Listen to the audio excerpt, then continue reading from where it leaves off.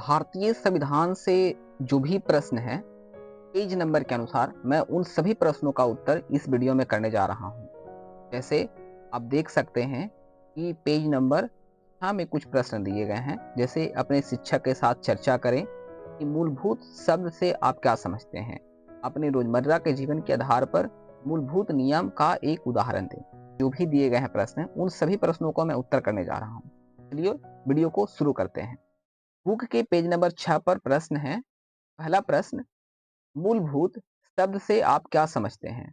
अपने रोजमर्रा के जीवन के आधार पर मूलभूत नियम का एक उदाहरण दें। इसका सही उत्तर होगा वैसा नियम या कानून जो समाज का स्वरूप तय करे और अलग अलग समाजों के बीच फर्क पता करे, वह मूलभूत कहलाता है। जैसे हमारे स्कूल में समय पर आना एक मूलभूत नियम है। पेज नंबर 6 का ही दूसरा प्रश्न है, नेपाल की जनता एक नया संविधान क्यों चाहती थी। सही उत्तर होगा नेपाल की जनता एक नया संविधान इसलिए चाहती थी क्योंकि पहले का संविधान राजा द्वारा नियंत्रित राजशाही शासन के अनुसार बना था, जिसमें लोकतंत्र की जगह नहीं थी। इसलिए 2008 में राजशाही खत्म होने के बाद नेपाल को एक नए लोकतांत्रिक संविधान की जरूरत पड़ी, ताकि देश जन इच्छा से चल सके, न कि राजा की मर्जी से। तो ये था प्रश्न नंबर 2 का सही उत्तर। प्रश्न नंबर 3 जो पेज नंबर 7 पर दिया गया है। प्रश्न नंबर 3 है, मॉनिटर अपनी शक्ति का किस तरह दुरुपयोग कर रहा है।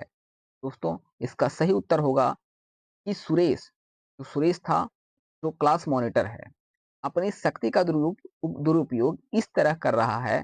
जैसे ही अध्यापिका बाहर जाती है, वह अनारकली को तंग करने लगता है। मॉनिटर होने का मतलब यह नहीं है कि वह बच्चों को परेशान करे या अपने पद का गलत फायदा उठाए। यह स्पष्ट रूप से शक्ति के दुरुपयोग का उदाहरण है। पेज नंबर 7 पर ही दूसरा प्रश्न है। प्रश्न नंबर 4 है, नीचे दी गई इस परिस्थिति में मंत्री को अपनी सत्ता के दुरुपयोग का दोषी कहा जाएगा। का सही उत्तर होगा ख। ख जो है, जब वह अपने पड़ोसी को अपने सुरक्षा कर्मियों से पिटवाने की धमकी देता है, तो यह जो है सत्ता के दुरुपयोग को दोषी कहा जाता है। ग है, वह जब थाने में फोन करके पुलिस अधिकारी पर दबाव डालता है कि उसके किसी दोषी रिश्तेदार के खिलाफ एफआईआर दर्ज न की जाए। इन दोनों परिस्थितियों में मंत्री निजी स्वार्थ के लिए अपने पद और अधिकारों का गलत उपयोग कर रहा है, जो सत्ता का दुरुपयोग कहलाता है। तो ये इसका सही उत्तर होगा। अगला प्रश्न है जो पेज नंबर 9 पर है। अरे शबनम इस बात पर क्यों खुश हो रही है कि उसने टीवी नहीं देखा। ऐसी स्थिति में आप क्या करते। तो इसका सही उत्तर होगा कि शबनम इस बात पर इसलिए खुश हो रही है कि उसने टीवी नहीं देखा, क्योंकि उस समय टीवी पर कोई ऐसा कार्यक्रम या बहस चल रही थी जो लोगों की भावनाओं को भड़काने वाला था। अगर शबनम ने वह टीवी कार्यक्रम देखा होता तो वह भी शायद किसी उग्र या भावनात्मक विचार के प्रभाव में आ जाती और कोई ऐसा निर्णय ले लेती जो तर्कसंगत न होता या देश और समाज के हित में न होता। तो ऐसी स्थिति में हम क्या करते। तो ऐसी स्थिति में अगर मैं होता तो पहले सोच विचार करता, दूसरे की बातों और भावनाओं के प्रभाव में आकर तुरंत कोई निर्णय नहीं लेता। मैं संविधान के सिद्धांतों और देश के हित को ध्यान में रखकर सोचता कि क्या सही और क्या गलत है ना। इससे हमें यह सीख मिलती है कि लोकतंत्र में निर्णय भावना के बहाव में नहीं, बल्कि संविधान के मार्गदर्शन में लेना चाहिए। तो इसका सही उत्तर होगा। अगला प्रश्न है जो पेज नंबर 13 पर है। प्रश्न है, राज और सरकार के बीच क्या फर्क होता है। तो राज और सरकार दोनों अलग चीजें हैं। सरकार वह संस्था होती है जो कानून बनाती है और उन्हें लागू करती है।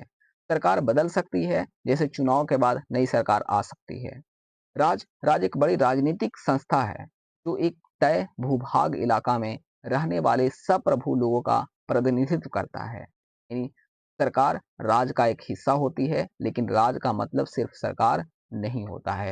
ये सही उत्तर होगा प्रश्न नंबर का जो पेज नंबर 13 पर है। आगे पेज नंबर 14 पर प्रश्न दिया गया है कि निम्नलिखित परिस्थितियों में कौन से मौलिक अधिकारों का उल्लंघन हो रहा है। यदि पहला प्रश्न है कि यदि 13 साल का एक बच्चा कालीन के कारखाने में मजदूरी करता है, तो ये शोषण के विरुद्ध अधिकार का उल्लंघन हो रहा है, क्योंकि संविधान के अनुसार 14 वर्ष से कम उम्र के बच्चों से मजदूरी कराना अपराध है। प्रश्न नंबर 2 है, यदि किसी राज्य का कोई नेता दूसरे राज्यों के लोगों को अपने राज्य में काम करने से रोकता है, तो ये है स्वतंत्रता का अधिकार का उल्लंघन, है ना। हर नागरिक को देश के किसी भी भाग में आने जाने का और काम करने का अधिकार है। ये इसका सही उत्तर होगा। आगे इसमें तीसरा है, यदि किसी जनसमूह को राजस्थान में तेलुगु माध्यम का स्कूल खोलने की अनुमति नहीं दी जाती है, तो ये सांस्कृतिक और शैक्षणिक अधिकार का उल्लंघन हो रहा है। हर भाषाई और धार्मिक अल्पसंख्यक को अपनी भाषा और संस्कृति के अनुसार शिक्षा संस्थान खोलने का अधिकार है। चौथा प्रश्न है, यदि सरकार सशस्त्र बलों में कार्यरत किसी अधिकारी को इसलिए पदोन्नति नहीं दे रही है क्योंकि वह अधिकारी महिला है, तो यह है समानता का अधिकार का उल्लंघन हो रहा है यहाँ, क्योंकि लिंग के आधार पर किसी के साथ भेदभाव नहीं किया जा सकता है। तो दोस्तों ये था 4 प्रश्न इसमें। अब पेज नंबर 15 पर एक प्रश्न है, कह रहा है कि संविधान में मूलभूत कर्तव्यों का भी उल्लेख किया गया है। अपने शिक्षक की सहायता से पता लगाएं कि वे कर्तव्य कौन से हैं और लोकतंत्र में नागरिकों द्वारा इन कर्तव्यों का पालन करना क्यों महत्वपूर्ण है। इसका सही उत्तर होगा, संविधान में बताए गए मूल कर्तव्य जैसे फंडामेंटल ड्यूटीज, यानी भारतीय संविधान के अनुच्छेद 15(1)(a) में 11 मूल कर्तव्य का उल्लेख किया गया है और ये कर्तव्य हर नागरिक को अपने देश और समाज के प्रति निभाने चाहिए। ठीक है दोस्तों, तो मूल कर्तव्य कौन कौन से हैं मैं यहाँ पे एक एक करके दे दिया हूँ। जैसे संविधान का पालन करना और उसके आदर्श संस्थान और राष्ट्रध्वज और राष्ट्रगान का आदर करना। दूसरा है स्वतंत्रता संग्राम के आदर्शों को याद रखना और उन्हें सम्मान देना। तीसरा है भारत की एकता और अखंडता की रक्षा करना और उसे मजबूत करना। चौथा है देश की रक्षा करना और उसे जरूरत पड़ने पर सेवा करना। पांचवा है सभी धर्म, भाषाओं और संस्कृतियों के प्रति सहनशीलता और भाईचारे की भावना रखना। छठा है महिलाओं का सम्मान करना और उनके खिलाफ हिंसा से बचना। सातवां है प्राकृतिक पर्यावरण जैसे पेड़ पौधे, नदियां, वन्यजीव आदि की रक्षा करना। आठवां है वैज्ञानिक सोच, मानवता और सुधार की भावना को बढ़ावा देना। नौवां है सार्वजनिक संपत्ति की रक्षा करना और नुकसान से बचाना। 10वां है व्यक्तिगत और सामूहिक स्तर पर अनुशासन और उत्कृष्टता की भावना विकसित करना। 11वां है अपने बच्चे को 6 से 14 वर्ष तक साल की शिक्षा दिलाना। यह 2002 में जोड़ा गया था, जो भारतीय संविधान के अनुच्छेद 21(a) में है। 86 अमेंडमेंट करके जोड़ा गया था।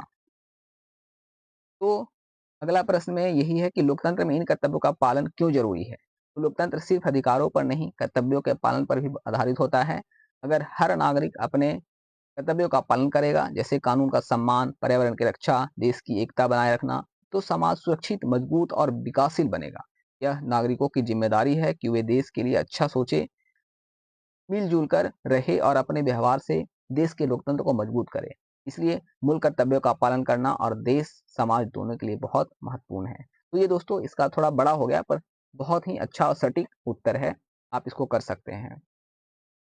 अगला प्रश्न है, जो पहला प्रश्न को दिखा रहा है, कह रहा है किसी लोकतांत्रिक देश को संविधान की जरूरत क्यों होती है। ये अभ्यास प्रश्न से है, जो बुक में दिए गए हैं वो सभी प्रश्न है। यहाँ पे जो पहला प्रश्न है इसमें, तो लोकतांत्रिक देश में संविधान जरूरी होता है क्योंकि यह सरकार को सीमाएं बताता है, नागरिकों के अधिकार तय करता है और सबके लिए नियमों की व्याख्या करता है, व्यवस्था करता है, ताकि सबके साथ न्याय हो।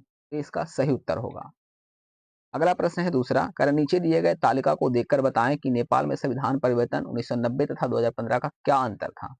तालिका के अनुसार है 1990 का संविधान नेपाल को संवैधानिक राजतंत्र घोषित करता था, जिसमें राजा और निर्वाचित सरकार दोनों की भूमिका थी। 2015 का संविधान है कि नेपाल को धर्मनिरपेक्ष लोकतांत्रिक गणराज्य घोषित करता है, यानी राजा की भूमिका खत्म और जनता की चुनी हुई सरकार को पूरी सत्ता। यानी मुख्य अंतर 1990 में राजा था, 2015 में नेपाल पूरी तरह से गणराज्य बन गया। प्रश्न नंबर 3, कारण नेपाल के दो वर्गों, संविधान के समर्थकों और विरोधियों ने एक दूसरे के विचारों को क्यों गलत बताया। क्योंकि एक वर्ग राजा की सत्ता को जरूरी मानता था, वहीं दूसरा वर्ग चाहता था कि जनता को पूरी स्वतंत्रता मिले, इसलिए उनके विचार एक दूसरे से टकराते थे। चौथा प्रश्न है, निम्नलिखित अनुच्छेदों में से किन किन में अधिकारों की बात की गई है, किन किन कर्तव्यों की। तो अनुच्छेद 17 जो 2015 में है अधिकार, ये अधिकार की बात करता है। अनुच्छेद 35 1990 ये अधिकार की बात करता है। अनुच्छेद 51 2015 ये कर्तव्य की बात करता है। अनुच्छेद 36 1990 में है जो कर्तव्य की बात करता है। 5वां प्रश्न है, कह सोचिए कि अगर आप अपने घर में या स्कूल में दूसरों के साथ न्याय नहीं करते हैं या उनका सम्मान नहीं करते हैं, तो क्या होगा? तो इसका सही उत्तर होगा कि अगर हम घर या स्कूल में दूसरों के साथ न्याय नहीं करेंगे या उनका सम्मान नहीं करेंगे, तो झगड़े और गलतफहमियां बढ़ेगी, एक अच्छा और शांतिपूर्ण माहौल नहीं बनेगा। इस तरह देश में भी सबके अधिकारों और कर्तव्यों का पालन जरूरी है ताकि समाज में शांति, समानता और विकास हो सके। तो ये इसका सही उत्तर होगा। दोस्तों, ये हो गया समाप्त। दोस्तों, अगर वीडियो पसंद आया है तो प्लीज़ वीडियो को लाइक कर दीजिए, वीडियो को शेयर कर दीजिए और हमारे चैनल से जुड़ जाइए। फिर मिलते हैं अगले वीडियो में, तब तक के लिए जय हिंद।